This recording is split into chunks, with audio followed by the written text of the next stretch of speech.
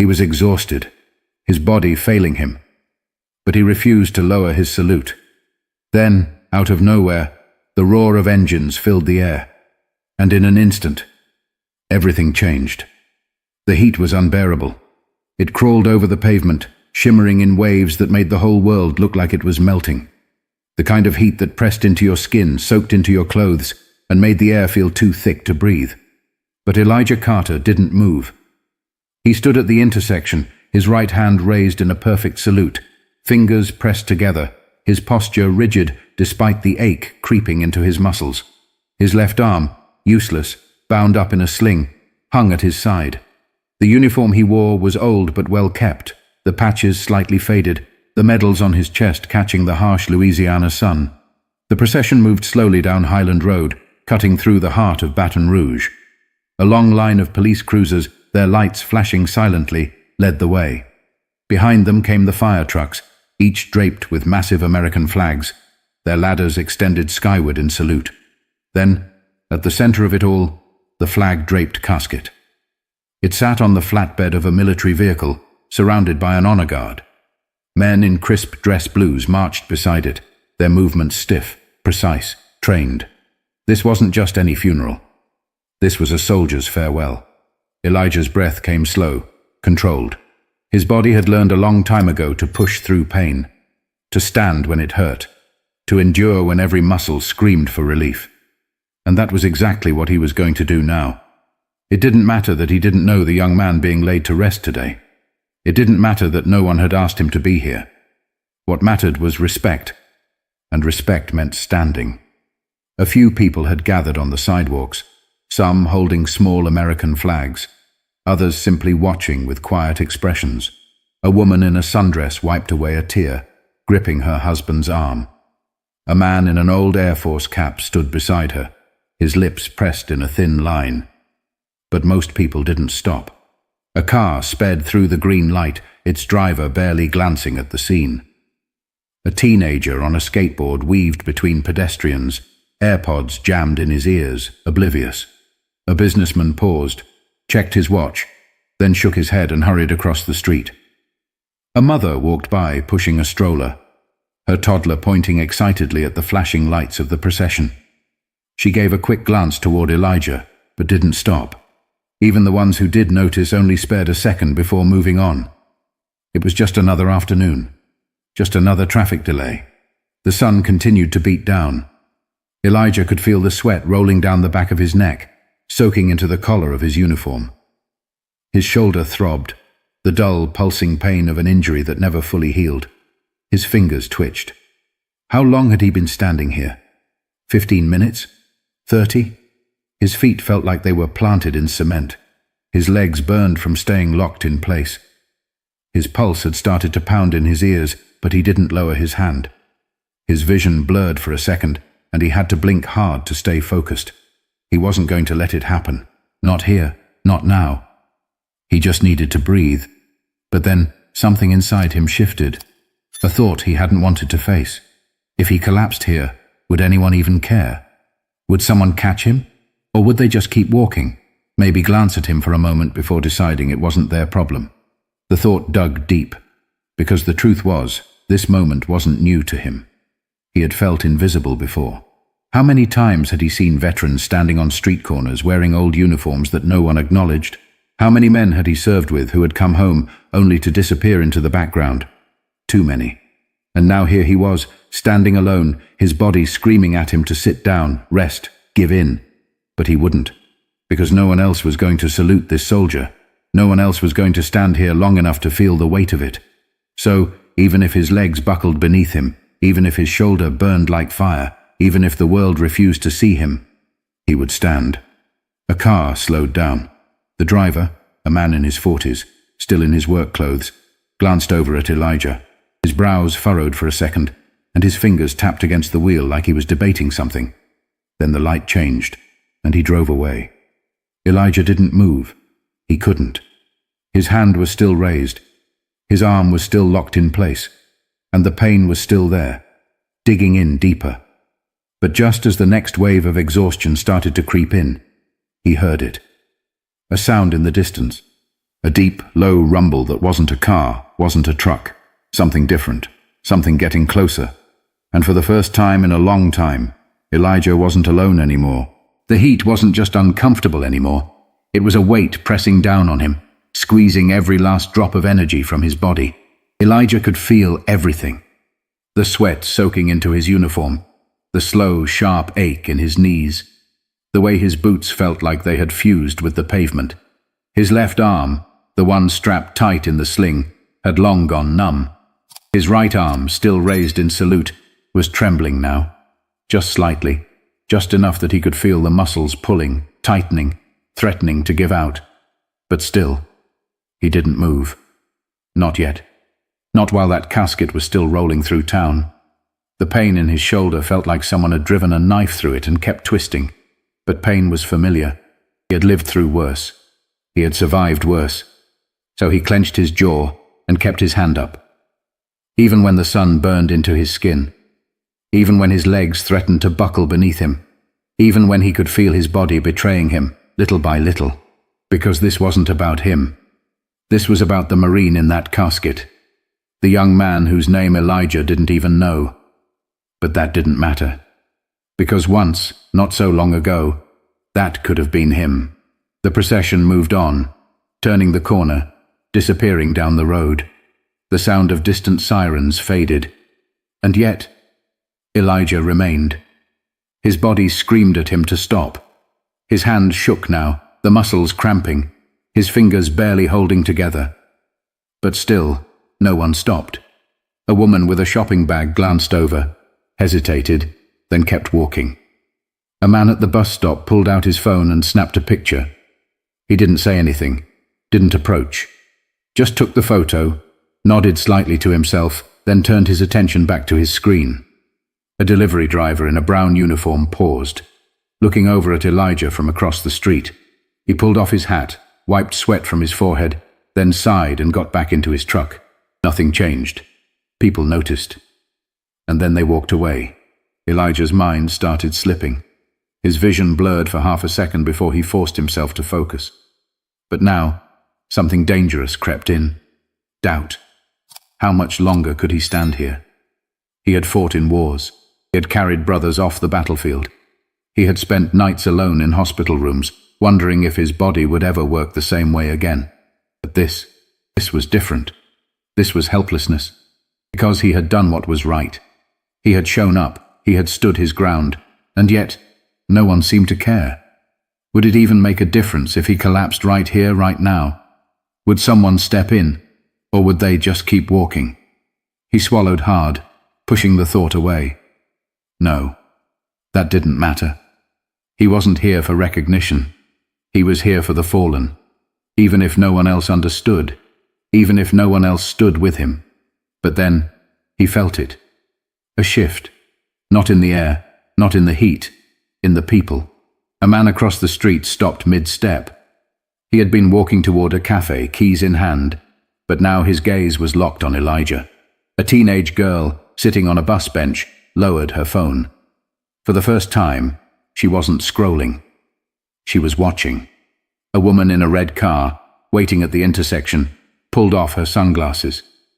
She wasn't annoyed by the delay anymore. She was staring. Even the impatient drivers, the ones who had honked earlier, had gone quiet. The world hadn't stopped moving. But something was different now. People were watching. Really watching. Like they were finally starting to understand that this man, this Marine, wasn't just some random old soldier standing on the corner. He was enduring something. And he was alone. Or at least, he was. Because that was when the sound started. A low, deep rumble in the distance, faint at first, then louder, then closer. A sound that made heads turn, a sound that demanded attention, and this time, no one ignored it. The first sign was a vibration in the air. It was subtle at first. Something felt more than heard, a deep, low pulse rolling through the pavement, barely noticeable over the passing cars and distant city sounds. But then it grew. The rumble started to take shape, turning into something stronger, heavier, a deep, mechanical growl that didn't belong to the hum of traffic. Elijah didn't flinch. He stayed locked in place, his arm still raised, his salute still steady despite the unbearable burn in his muscles. But the people around him? They noticed. A man at the cafe across the street, who had been stirring his iced coffee absent-mindedly, froze mid-motion. His eyes drifted toward the road, brows knitting in confusion. The teenage girl on the bus bench, who had been staring at Elijah only moments before, whipped her head toward the sound. Her phone, which had been in her grip this whole time, dropped to her lap, forgotten. A store clerk, stepping outside to take a smoke break, pulled the cigarette from his lips and squinted toward the horizon. The sound wasn't normal, and it was getting closer. Then they appeared. A pack of motorcycles, at least 12 of them, came into view, rolling down Highland Road like a moving thunderstorm. The riders were a wall of black leather and denim, their faces obscured by helmets and dark sunglasses. Their bikes were sleek, powerful, roaring like living creatures beneath them. And their vests, each one bore military insignias stitched across the back, the eagle, globe and anchor of the Marine Corps, the striking blue and gold of the Navy, the bold star of the Army, the wings of the Air Force. These weren't just bikers. They were veterans. And they were coming straight toward Elijah. People on the sidewalks froze. A man in a business suit, who had been hurrying to his car, stopped in his tracks. He wasn't sure why. He just knew something was happening. A police officer directing traffic at the next light took a step forward, instinctively shifting his stance. He didn't move to intervene. He just watched. Even the drivers in their cars, the ones who had been impatient before, weren't honking now, because the energy had shifted. Something was happening, and no one dared look away. As they approached the intersection, the lead rider, a towering man with a silver beard and dark sunglasses, raised his left hand, signaling to the others. Immediately, the bikers slowed. One by one, they eased off the throttle, their engines dropping into a slow, rolling growl. Then, as if on command, they pulled over. Each bike came to a smooth stop at the curb. Each rider dismounted with practiced ease, boots hitting the pavement in unison. The street, which had been buzzing with city sounds just moments before, fell into a strange, unnatural silence. No one spoke. No one moved. Every single person, the pedestrians, the shop owners, the drivers stuck at the light, just watched. Elijah could feel the weight of their eyes now. He wasn't just a man standing alone anymore. The world had stopped to watch. But the question remained, why were they here? And what were they about to do? The man with the silver beard walked forward, his heavy boots hitting the pavement with purpose. His arms were covered in tattoos, some faded, some newer, but all of them meant something. Elijah had seen men like him before. Brothers, soldiers, survivors. The biker came to a stop a few feet away. He didn't speak, didn't ask any questions, didn't offer any explanations. Instead, he raised his hand and gave a perfect salute. Before Elijah could even process it, the other bikers stepped forward, and one by one, they followed. Every single one of them raised their hand, a salute as sharp and unwavering as Elijah's own. The sight of it hit like a shockwave. The bystanders who had once ignored him stood frozen. A woman near a grocery store entrance pressed a hand over her mouth, her eyes welling with tears. A teenage boy who had been scrolling on his phone just minutes ago swallowed hard, his gaze locked on the scene. Even the businessman in the suit, who had seemed so distracted earlier, found himself standing still. The world hadn't just noticed Elijah now. It had stopped for him. But the moment wasn't over yet, because what happened next, no one could have predicted. For a long moment, nothing moved. Elijah could feel his heartbeat in his ears, the pulsing throb in his shoulder where the old injury refused to let him forget its presence. His hand was still raised, though his fingers trembled now. And across from him, they stood. A dozen bikers, clad in worn leather and faded denim, their vests carrying the weight of battles fought in places most people would never set foot in. And they mirrored him. Every single one. Their hands raised in solidarity, in recognition, in respect. For the first time that day, No one walked away. People who had been in a rush stopped. Drivers who had been impatient turned off their engines. The honking, the passing conversations, the restless tapping of fingers on steering wheels. It was all gone. Even the police officer, stationed a block away, lowered his radio and just watched. It was as if time itself had paused. Not because someone had asked for it, not because of obligation or expectation, but because some moments demand it. The first person to follow the biker's lead was a man standing across the street. His suit was expensive, his shoes polished, his tie slightly loosened from the summer heat. The kind of man who looked like he never had a reason to stop for anything. But now, his eyes locked onto Elijah, and he raised his hand. A moment later, a young woman standing at the corner did the same. Then a teenage boy, who had been watching silently from the bus bench, stood up and lifted his hand. It was slow at first, scattered. But then, the shift. One by one, the people joined in. The firefighter who had been leaning against his truck. The cashier who had stepped outside just to take a break. The delivery driver still holding his package, forgetting his schedule completely. Even a little girl, no older than 6, grabbed her father's wrist and whispered something. He looked down at her. Then, as if understanding something unspoken, he saluted too. The woman who had taken a quick photo earlier now clutched her phone to her chest, her mouth slightly open. The man who had simply nodded and walked past was now standing frozen, realization dawning on his face. The teenager who had skated by without a second thought. His skateboard now rested forgotten at his feet. They hadn't seen it before, hadn't truly seen him. But now they did. And that changed everything. Elijah had been holding on with everything he had. But now, with the weight of the heat pressing down, with his shoulder burning like fire, his body started to betray him. His vision blurred at the edges. His knees wobbled, for the first time in hours. The possibility of falling felt real. But before he could hit the pavement, a hand caught him. The silver-bearded biker, the first to salute, stepped forward without hesitation. His hand gripped Elijah's good shoulder, steadying him. Not forcefully, not pitying, just strong, solid there. Another biker stepped in from the other side, his grip firm on Elijah's arm.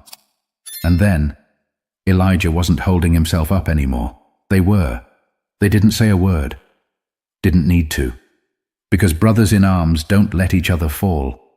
And in that moment, Elijah realized he hadn't been forgotten. Not by them. Not by the ones who had worn the same uniform. Not by the ones who knew what it was like to stand when your body screamed at you to stop. Not by the ones who understood that respect, true respect, wasn't about what people said. It was about what they did. And in this moment, surrounded by these men, these strangers who weren't strangers at all, Elijah knew he was seen. The weight of the moment settled over the street like a quiet storm. The final car in the funeral procession disappeared around the bend, taking with it the last echoes of sirens.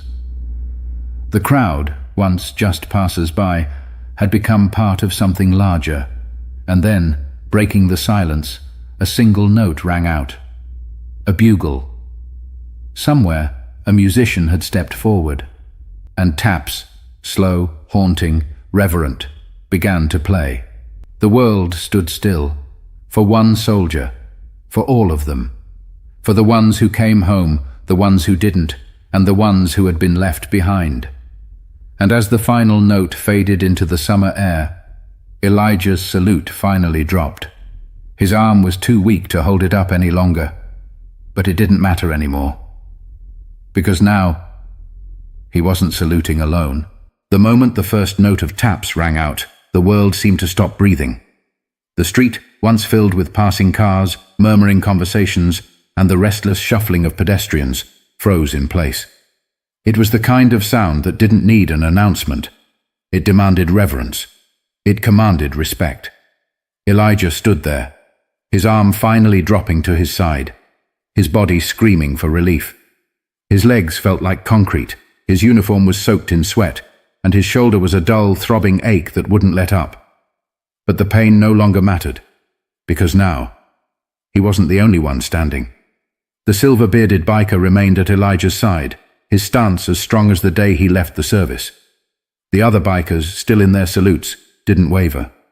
They stood like a human wall, a force of men who had seen and survived too much to ever let a fellow soldier stand alone. Their boots were planted firmly on the pavement, their hands raised in silent, unwavering solidarity.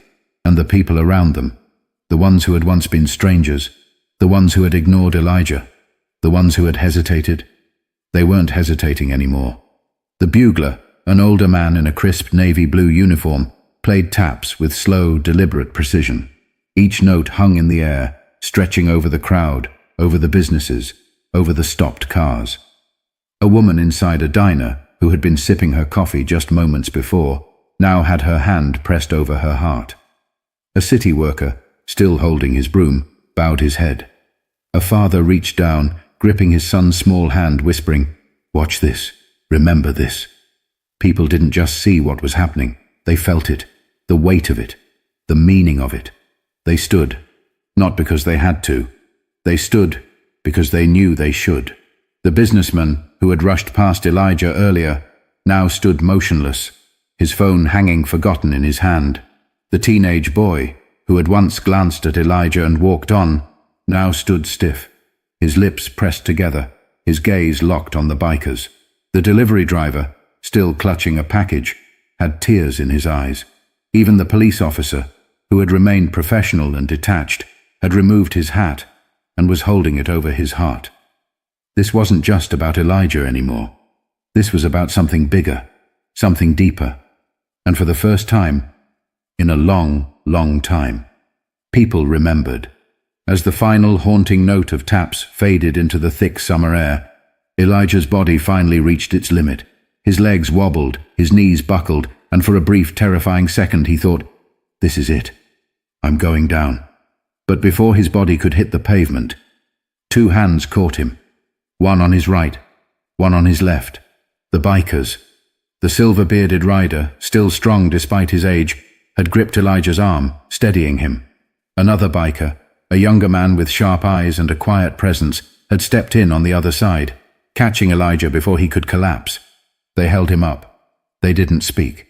They didn't need to, because in that moment, Elijah understood. He was not alone. He had never been alone. Not really. The lead biker turned to face Elijah, dropping his salute at last. He didn't smile. He didn't offer pity. He just nodded. A simple, silent gesture. One soldier to another. Then without a word, the bikers turned back toward their motorcycles. One by one, they climbed onto their seats, started their engines, and let the deep, thunderous rumble shake the air once more. They didn't wait for applause. They didn't wait for recognition. Because that wasn't why they had come. They had come because this is what you do for your own. And just as suddenly as they had arrived, they were gone. The street remained silent long after the bikers disappeared from view. The weight of what had just happened hung in the air, lingering in every breath, in every glance, in every heart that had been present. People blinked, as if waking from a trance. A woman near the grocery store whispered, "I've never seen anything like that." A man at the cafe, who had been gripping his coffee cup so tightly, his knuckles turned white, exhaled shakily. No one wanted to be the first to move. Because how do you return to normal after witnessing something like that? Something that reminded them of duty, of honor, of sacrifice. Something that made them stop. Something that made them see. Elijah finally found his balance. His shoulder was on fire, his body drained, but none of that mattered, because he had stood his ground. And in the end, he hadn't stood alone. He gave one last look at the crowd, the same crowd that had once ignored him. But now their faces were softened. Now their eyes carried understanding. Now their hearts carried something they hadn't expected to feel today. And Elijah Carter, the Marine who had once believed he had been forgotten, knew he never truly had been. Elijah's arm finally fell to his side. It wasn't a choice. It was exhaustion. His body had fought for as long as it could, but now, standing on the edge of collapse, he let go. And yet, as his hand dropped, the salutes around him remained. The bikers, the businessmen, the parents holding their children's hands. The teenager who had once walked past without a second glance. The entire street, all still saluting. Not just for the soldier who had been laid to rest, but for Elijah, for all the ones who had stood alone, for all the ones who had been overlooked, for all the ones who had come home and felt invisible. The silver-bearded biker, the one who had stepped in first, lowered his hand slowly. Then, without a word, he turned and walked back to his motorcycle. One by one the others followed. No fanfare, no speeches, just quiet purpose. They climbed onto their bikes, adjusted their gloves, and fired up their engines. The roar cut through the silence, but this time it didn't feel intrusive. It felt like a closing statement, a final act of respect. Elijah turned his head just enough to watch them go. He didn't say anything. He didn't need to, because the understanding between them was wordless. It was the same language spoken on battlefields, in barracks, in the quiet spaces between gunfire and orders. It was the language of men who knew what it meant to serve. And then, they were gone. Just as quickly as they had arrived, they vanished down the road, the sound of their engines fading into the summer heat. Even after the bikers were gone, the street didn't return to normal. People weren't just walking away. Something had changed. A woman in a red dress wiped tears from her eyes, looking around as if seeing the world differently. A young boy, no older than 10, looked up at his father and asked, "Dad, why did they do that?" The father swallowed hard, then knelt beside his son. "Because they know what it means," he said. "Because it matters." And for the first time since the procession had passed, Elijah felt the weight of something else in his chest. Something heavier than exhaustion. Something deeper than pain. A feeling he hadn't known in a long, long time. He took a slow, steady breath. The street had moved on, but the moment hadn't left.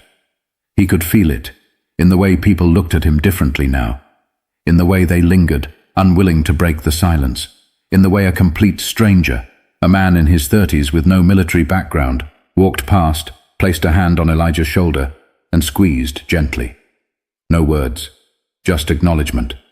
And for the first time in a long time, Elijah believed it.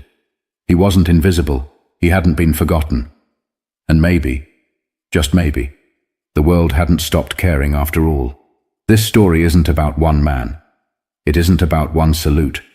It's about the moments we choose to notice. It's about the men and women who stand alone, waiting for someone to see them.